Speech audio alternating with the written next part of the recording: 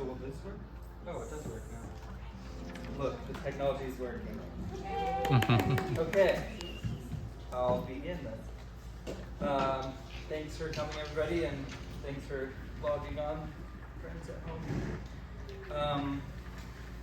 So my presentation is on role-play games for mindfulness and emotional resilience, or a longer way of saying that would be tabletop and other RPGs for children, adolescents, adults, young adults, as a tool for developing mindfulness skills to support emotional literacy and resilience. So,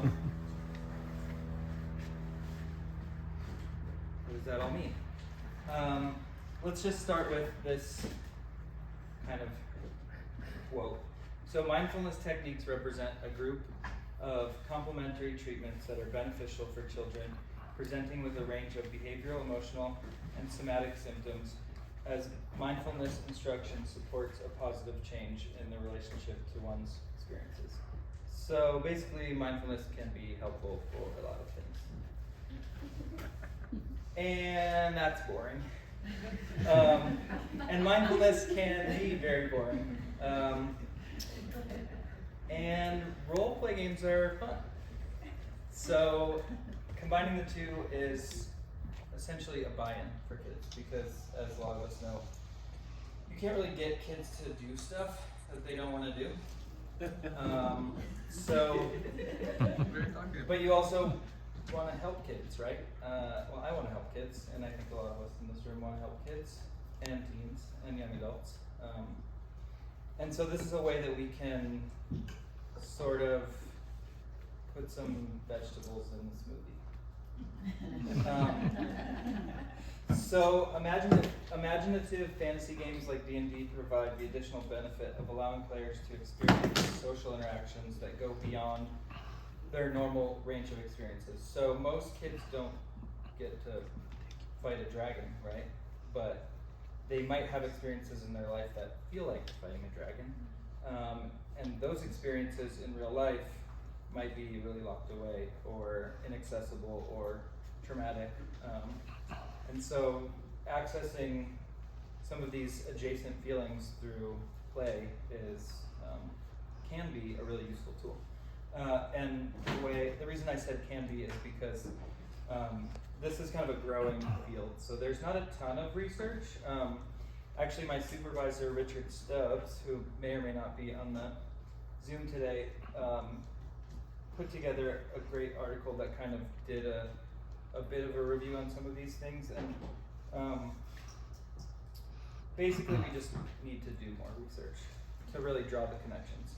But what we do know is that RPGs are fun, and we also know that mindfulness is really beneficial. So we have a lot of science on that. So some popular role-play games, because you might be asking, like, what is a role-play game? And the one that you've probably heard of is Dungeons and Dragons. If anybody's ever seen the popular TV show Stranger Things, that like recently created a huge uptick in the popularity of these games. But Dungeons and Dragons is kind of like the OG. It's the one that has been around the longest and has the most name recognition. And it's a great game. The Call of Cthulhu is another one that I've actually been playing a lot recently, and that's it's more investigation based. So in Dungeons and Dragons, a lot of people complain that you're really just doing a lot of, once you get in the battle, you're doing a lot of battling. You're doing a lot of like dice rolling, which we'll experience later. Cthulhu is like more about the investigation. So you're using your imagination to investigate a mystery. And as you go through that experience, things happen. You roll dice. The outcome of that dice roll determines the outcome of your experience, and you deal with the consequences. Another one's Pathfinder, which I haven't played, but is a little bit, it's described as a little bit crunchier and more strategic and rigid, and based in kind of the dynamics, the gameplay mechanics. Savage Worlds is another one that kind of has a lot of different genres within it, which is really fun. And then my personal favorite in relation to this topic is Legends of Lorem, which was actually designed by my supervisor, Richard Stubbs, and this game is oriented around using role-play games as therapy. So it's designed to engage clients in a space where they can reflect and work together, and it's more about that than it is about how the battle goes, but it still has all of the fun elements of the role-play game. It's very fun. I played this a bit. I got the opportunity to not lead these games, but to sit in and be a character, and it was a blast with kids and teens and young adults, because he leads all those groups. And the other thing is that it's a low barrier to entry. So with some of these other ones like Dungeons and Dragons, it can take days, weeks, definitely many hours to develop and design your character, which is also therapeutically relevant. Character design is super fun, and you get to basically create either a version of yourself or a shadow version of yourself or some totally non-adjacent, like, other part. And so that can be really great. But with Lorem, it's just quick and easy to get in, and you just kind of get rolling. Literally, pun intended.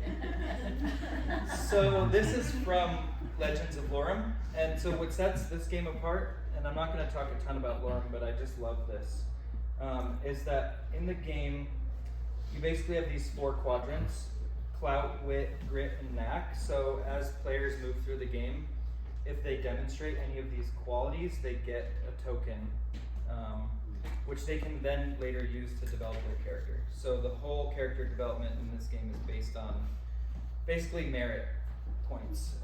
So clout would be like you did something just totally bad to the bone. Or wit is like you just were really thoughtful, and you looked at the problem that was in front of you, and you did something just kind of outside the box. Grit is going to be like you really like pushed through that situation and you persevered, and so you're going to get a grit point. And then I don't actually remember how knack is kind of like I think it's more like, oh, you kind of like used your skills really well, and you played into your character in a way that was relevant and showed an understanding of yourself. And so this really gives a lot of feedback. So the characters are playing and they're getting this live feedback, and then they get to work with that internally. Maybe these are maybe this is a group of people that you have in individual therapy, so then maybe later that week in an individual session you can go back and be like, dude, remember when you like climbed up the side of that building and snuck in the back window and then like snuck up behind that dragon and like put him in a chokehold? Like, that was cool. Like, what did that feel like for you to have to be celebrated so much in the group? And on the flip side, it could be something difficult that they experienced. And so specifically, and I don't get into this a lot in the presentation, but think about like a client with ASD or some other learning disability or cognitive difference, neurodiversity. Those clients, like, they have trouble kind of processing like a connection between what they're doing and how that relates to the world around them. Some of these clients have that issue. And so this can be a really powerful tool for getting like lower stakes, safe container feedback that's like still relevant and real. So that's why I love Legends of Lorem.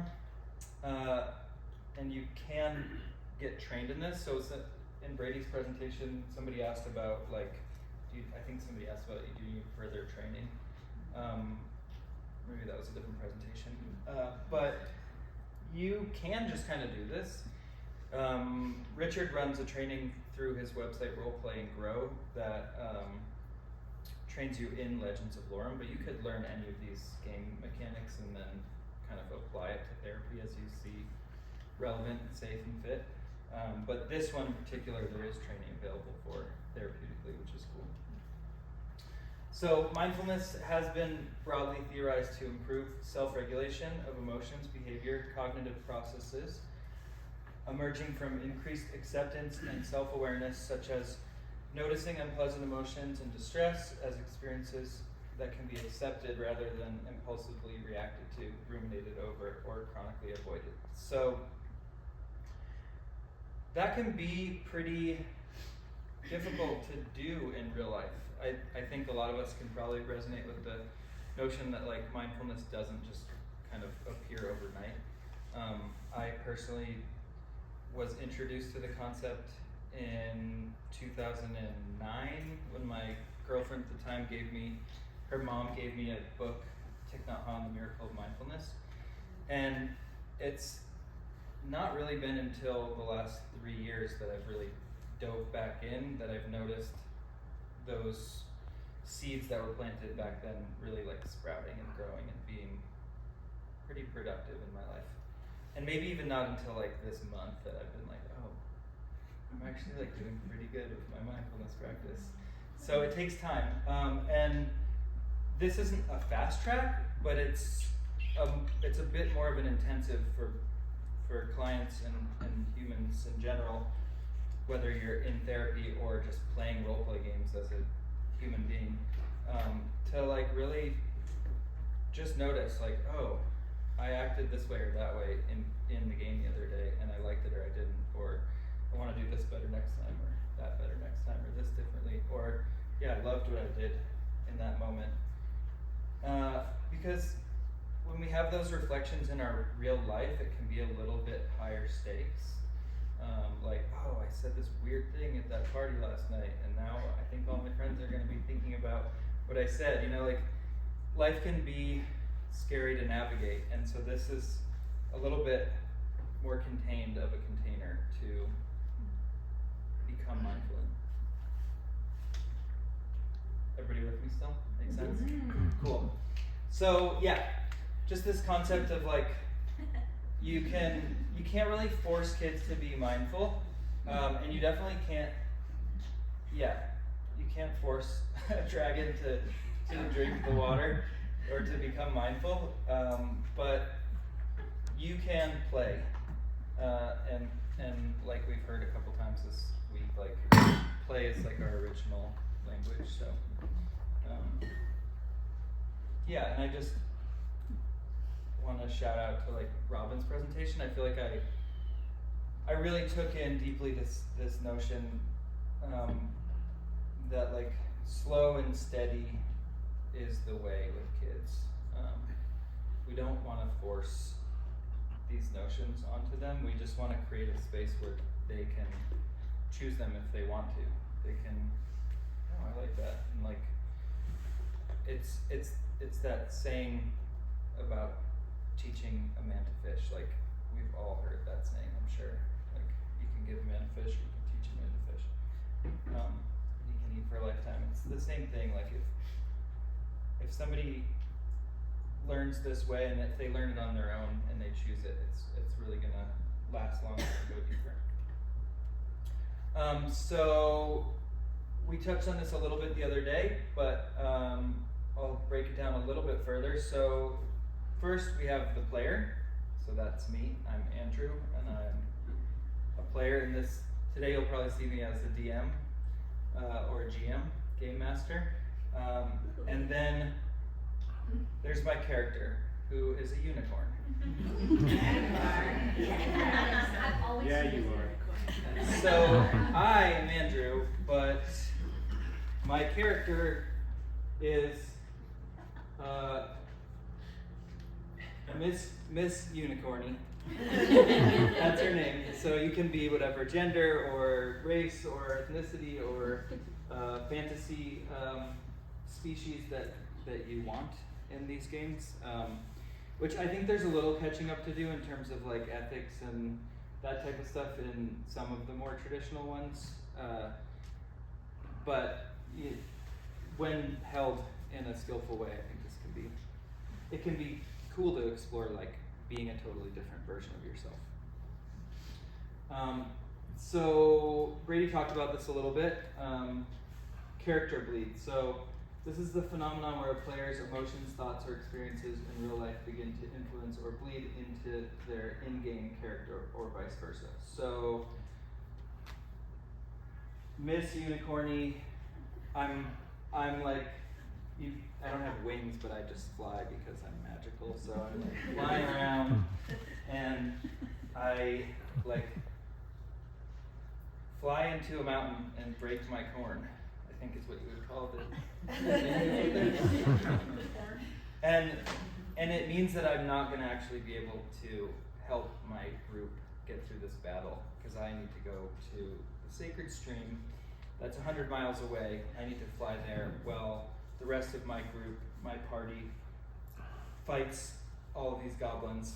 And like, I actually, as the player, like, this is the consequence of me not paying attention and impulsively flying into this mountain, and like the outcome of my team is now impacted by that I just went through. So me as a player, I'm actually feel kind of bummed out, because I was really looking forward to this 4-hour session. Sometimes in therapy, these are going to be more like 1-hour sessions, but in like the general D&D world, people often will play for like 4, 6, 8, 10 hours. So if I just like sidetracked myself for like an hour of content, like I'm, as the player, probably going to be actually bummed. So I'm going to get to deal with that. And if I'm in a supportive, therapeutic game environment, then that can be productive for me as Andrew. Everybody get that concept? So, I have no idea what time it is. How many minutes do I have left? You have at least 10. Okay, cool. I'm moving really slow. So this is like more about that. I'm going to skip it. So, ACT is acceptance and commitment therapy. So this is a really easy one to pair with role-play game therapy. Like, I need to accept that I just flew into this mountain and broke my corn. My corn horn. And then, you know, I'm going to embrace it. And so I've just I've paired some other ways of looking at these main points of acceptance and commitment therapy. Cognitive diffusion is in game going to be like an opportunity to really like detach from that difficult thing and move forward. And mindfulness, we know that one. Values-based action, like what is my character's values? So you get an opportunity to really develop your values as you choose in game and see how those feel. Try them on for size. There's like a alignment in these games, so that's like, you may have heard somebody say, I'm chaotic neutral, or I'm chaotic evil, or good or bad or neutral. And so these basically just are something that you define in some gameplay styles, where it's like, I'm always going to make a choice that's aligned with my alignment. So if I'm chaotic evil, like, you never know what I'm going to do, and it's probably always going to be bad. And that can be fun. That can be a fun thing to play out. But it's an opportunity for you to define a value or a values alignment and go with it and see what it feels like, and say to yourself, like, oh, is this how I actually want to operate in the real world too? There's a couple more there. Self as context and committed action. So like I said earlier, mindfulness is grown with increased awareness, and awareness is gained with time and experience, and play is a safe way to experience real life equivalent challenges with robust protective factors, just meaning like in a safe environment. So Brady, Yeah. we're gonna do a little role play game.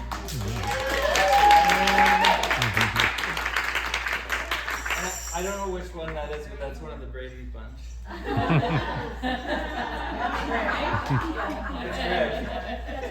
Typically, So you're gonna Tom be Brady. level 37 wizard. I'm Greg, the gregarious. Greg the gregarious. So Greg is a level 37 wizard, and I want another participant. I'm gonna have Leanne come up, and Leanne's gonna be Lulu, Oh, I love that. the level 43 elven princess. So Brady's got his own dice. I'm gonna give you a dice, and I've got a DM/GM dice. So I want to do just a very brief visualization. So you can close your eyes if you're comfortable, or lower your gaze. And I want everybody to just bring into your mind the flat irons. We've probably all seen them today, so that's an easy thing to visualize. And I want you to just wipe off the map like all of the modern day elements of Boulder, and just see this as like the foothills. It's just like beautiful foothills and flat irons. And so that's our setting. And then there is a little town where Pearl Street is. You're just gonna imagine a little western town. Just some like nice, whatever that looks like to you.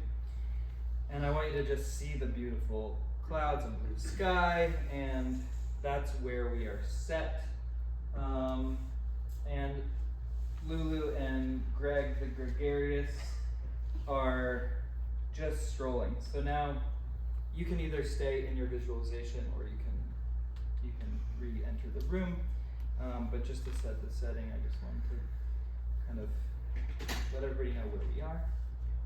So now let's imagine, for those of you who live in Colorado, or anybody that's been to Red Rocks, there's a storm just coming in, a big Colorado storm, and you can see the thunder and lightning. You can't see the thunder, but you can see the lightning, and it's nasty, and there's only a 1 second pause between the thunder and lightning, so it's close.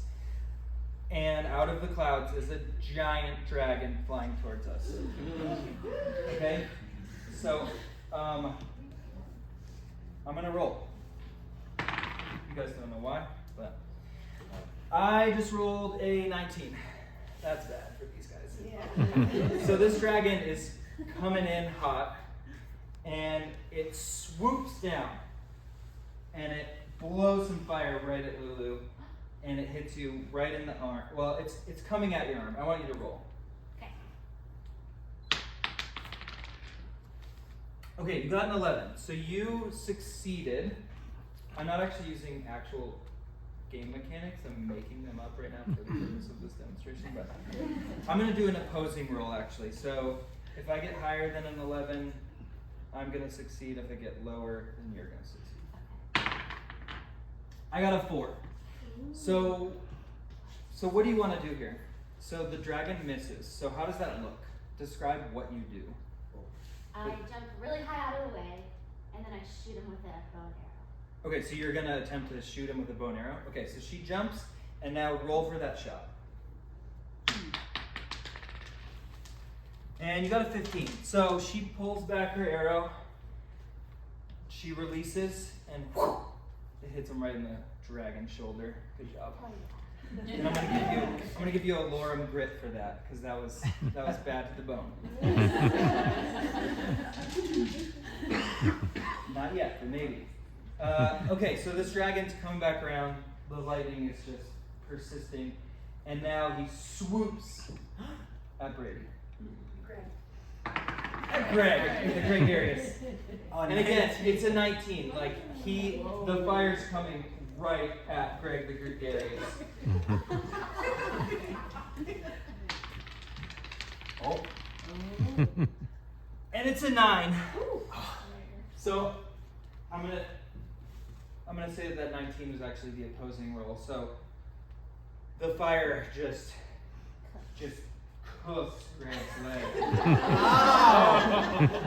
So Greg's down, but he's not out. And he's actually like a 37, level 37 wizard. That's pretty high. So actually, Greg's gonna cast a spell. What are you gonna cast? I'm really grumpy, so I'm gonna cast Fireball. No wait, Disintegrate at this dragon. Okay. So he's gonna roll for this spell. He rolls an 18. So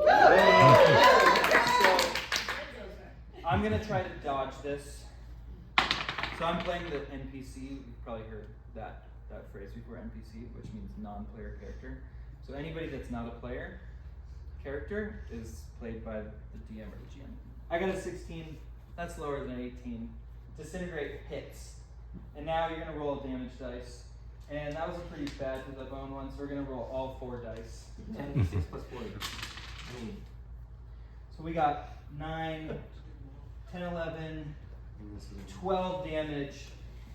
The dragon has 16 health points, so this dragon just got fully smashed. Right in the heart, chest, face with this spell. And it's down. Good So how are you guys job. feeling Oh, right it's now? over. Okay. Well, We beat it. I mean, he's down, but he's not up. Okay. Well, I'm glad we didn't kill him because that would be, we don't know why he's trying to attack us. Maybe he's just scared. I'm gonna give you some wit for that. This dragon probably has wisdom because, as some of you may know, dragons are ancient beings with lots of wisdom. So we don't necessarily want to kill this guy, but he was coming at us, so we had to fight back. So we're gonna stop there. Thank you guys so much.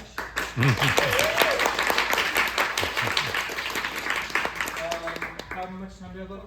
4 minutes? Okay, so I'm gonna just rip through this next part a little bit. So that's pretty much what tabletop roleplay gaming looks like. There are other kinds of roleplay games. You may have heard of LARPing, live action roleplay. That's when people with foam weapons and costumes go out into a field or the forest or somewhere, and they play this stuff out live, and they have real battles. And there are also RPGs on video games. There's Magic the Gathering, which is like, you know, you're more like you're playing a deck of cards, but you are like ultimately the planeswalker that is casting all of these spells. So you are in a role in that game as well. And pretty much any video game, Fortnite or like any of the like first-person shooting games, like you're in the role of that character and you're navigating it. And those can be, some of those can be more or less therapeutically relevant, but I am working on and kind of going back and forth with like creating like a Jedi mindfulness training, or I think I'm going to lean more towards the Wizard's Way, just to get away from that kind of proprietary Star Wars stuff, but which I do love, and I am leading at Secret Dreams Festival in Ohio this summer. But the golden thread here for the Wizard's Way that we're working on is balance, and a golden thread, as the students know, is kind of returning to the same concept over and over, and through that we can build this like pattern recognition of like, oh, this is this concept that I keep returning to. So in this case, the golden thread is balance, and so in the Wizard's Way we're going to be working on physical, emotional, energetic, spiritual, mental, social balance. So these can be like, the physical could be like, maybe we're going out in the woods and we're climbing trees and we're balancing on logs and we're practicing actual physical balance, which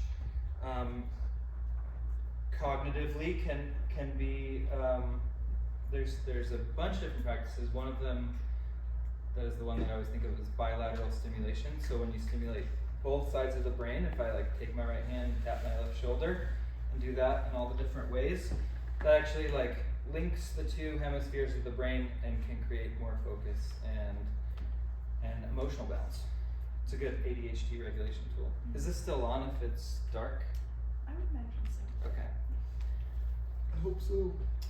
And then, so another concept that I just learned in something called play fighting is this concept of the inner and outer game. So I actually got together with a group of adults and some gymnastics pads, and we learned a series of games. And we were taught in this practice that there was the outer game. So in one case it was like try to tap the other person's shoulder, and these kind of escalated until we were like full on wrestling with each other. But the outer game is that task that you're trying to accomplish. The inner game is like finding balance. So I'm trying to tap their shoulder, but I'm staying calm. They're tapping my shoulder, I'm not getting mad. So that's where the mindfulness comes in. It's like, I'm playing this RPG and my unicorn horn just got smashed, but I'm gonna try to stay calm here because that's what happened and I have to deal with the consequences. Yeah, and I just love this art.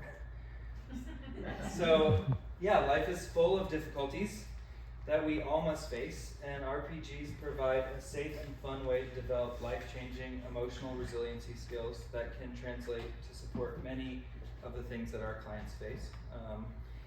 And again, I am focused on the age range that I expressed, but this could be applied to adults as well.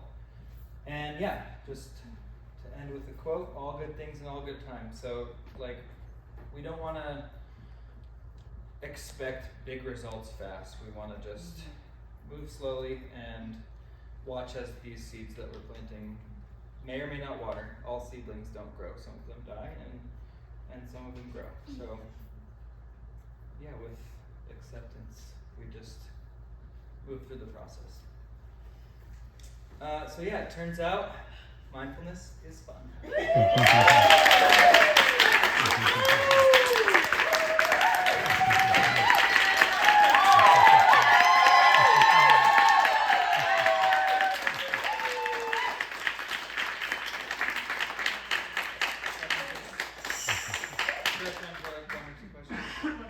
One question, and that will lead you to the whole presentation. And I do have a handout that's on my Canvas somewhere if you want it. And I'll email it to Clarissa. Check. One question. It's a reflection. Reflection. Like, somebody has a better way. I'll surrender the question. It's probably Okay.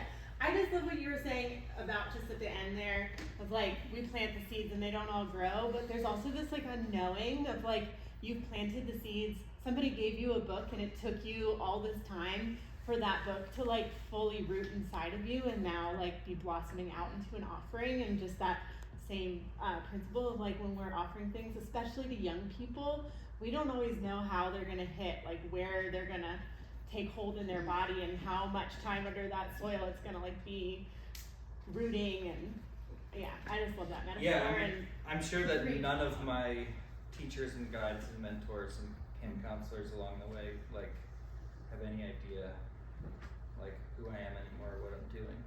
Some of them do, but like I can think of the impact that each of them made. So that is a good point. Like we may offer just one sentence that helps a kid 20 years later, and that's cool. So. this is so beautiful. Thank you for this offering. Yes.